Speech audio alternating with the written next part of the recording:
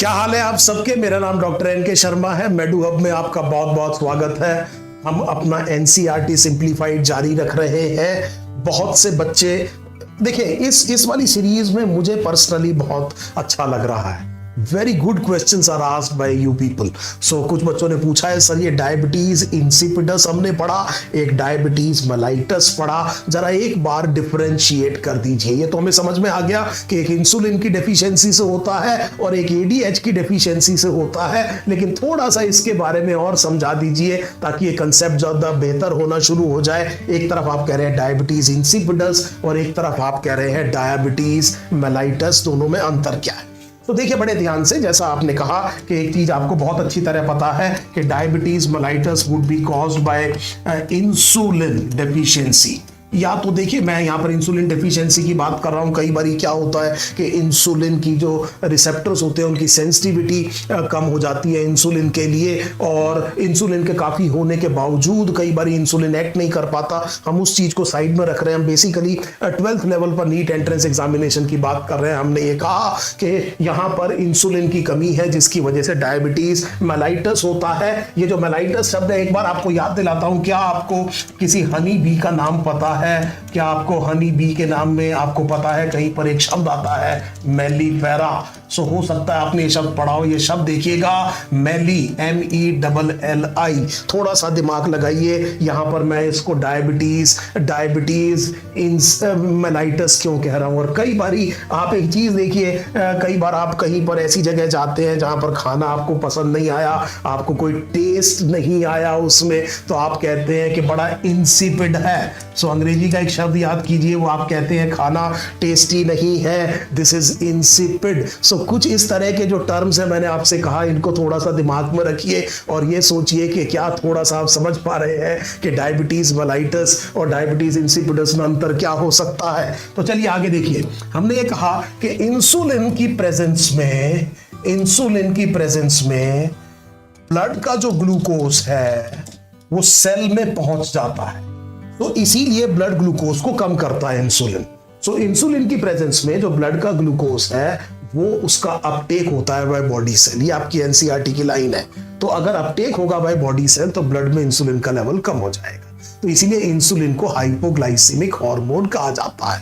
अब हम ये कह रहे हैं कि मान लीजिए इंसुलिन की कमी है तो ये जाएगा नहीं, ये सेल के अंदर नहीं जाएगा और ब्लड ग्लूकोज लेवल बढ़ जाएगा। तो पहली बात तो मुझे ये समझ में आ गई कि इंसुलिन की डेफिशिएंसी में ब्लड ग्लूकोज लेवल इंक्रीज हो जाएगा।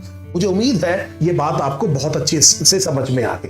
अब जब ब्लड ग्लूकोज लेवल इंक्रीज हो गया तो ये ब्लड ग्लूकोज जो है ये एक तरह के ऑस्मोटिक एजेंट की तरह काम करता है। It has osmotic properties. आपको एक बार क्वेश्चन कराया था कि क्यों ग्लूकोज को ग्लूकोज की तरह स्टोर नहीं करते, क्यों बहुत मेहनत करके बहुत सारे ग्लूकोज मॉलिक्यूल को जोड़ के ग्लाइकोजन बनाया जाता है और फिर जरूरत पड़ने पर ग्लाइकोजन को तोड़ा जाता है ग्लूकोज के अंदर। तो हमने ये कहा कि ये ब्लड ग्लूकोज लेवल बढ़ गया, तो क्योंकि यहां पर ये वाली जो जगह है, जो ब्लड है, जो प्लाज्मा है, ये हाइपर ऑस्मोटिक हो गई, तो होगा ये कि आसपास का पानी अंदर खींच के आएगा। दिमाग लगाइए, water from its higher potential goes to the place where the water potential is lower. So क्योंकि ये चीज हाइपरटोनिक है, सो इमीडिएटली आप समझ सकते हैं पानी अंदर आएगा। तो एक तरह से आप ये समझिए ब्लड वॉल्यूम थोड़ी इंक्रीज हुई, ब्लड प्रेशर इंक्रीज हुआ क्योंकि यहाँ पर इलास्टिसिटी भी कम हो गई,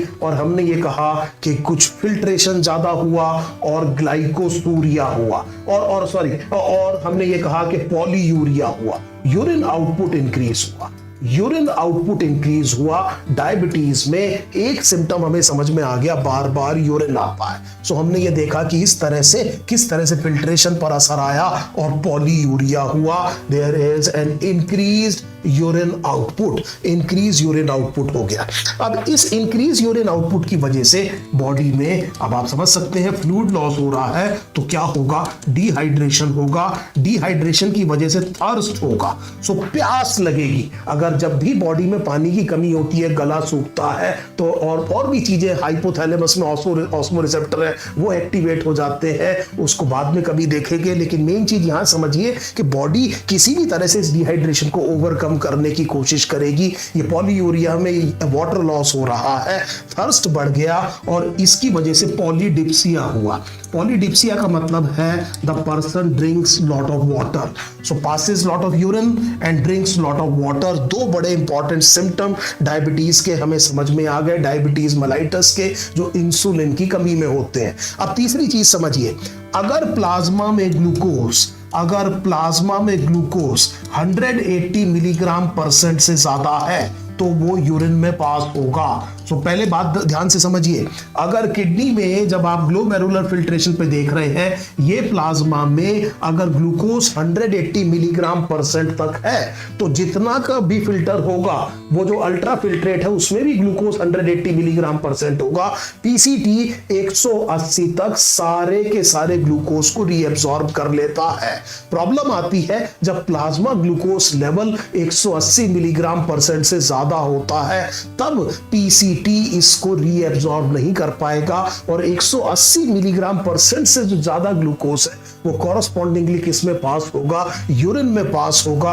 और इसीलिए इंसुलिन की डेफिशिएंसी में ग्लाइकोसूरिया होता है, इंसुलिन की डेफिशिएंसी में ग्लाइकोसूरिया होता है। मुझे उम्मीद है ये तीनों पॉइंट आपको बहुत अच्छी तरह समझ में आ गए। अब हम बात करते हैं एडीएच की डेफिशिएंसी। सो डिक्रीज हुआ एडीएच, एडीएच जो है वो एक्ट करता है कलेक्टिंग डक्ट पर, एडीएच एक्ट करता है कलेक्टिंग डक्ट पर। So ADH is acting on collecting duct, इस कलेक्टिंग डक्ट को वो बना देता है permeable to water and urea, to water and urea. So इसका मतलब ये है कि जब यूरिन को कंसंट्रेट करना होता है तो कलेक्टिंग डक्ट से पानी वापस आ जाता है मेडुलरी इंटरस्टिशियम में और concentration of urine is achieved. फिर बड़े ध्यान से मेरी बात सुनिए, यहां पर यूरिन है, जब एडीएच प्रेजेंट होगा तो यहां से यहां पर पानी को रीअब्सॉर्ब कर लिया जाएगा, तो यूरिन बचा है वो कंसंट्रेटेड होगा, कंसंट्रेटेड यूरिन पास होगा। सो पहली बात ये समझिए, अब एडीएच की कमी है तो हमें ये समझ में आ गया कि देयर वुड बी डायूरेसिस,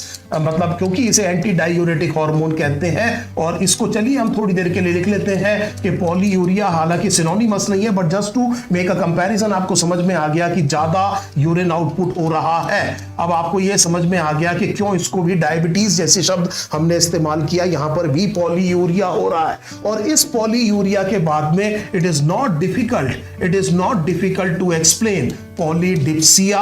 इसका मतलब यह हुआ कि थर्स्ट इंक्रीज होगा और वाटर इनटेक इंक्रीज होगा। सो वाटर इनटेक इंक्रीज होगा।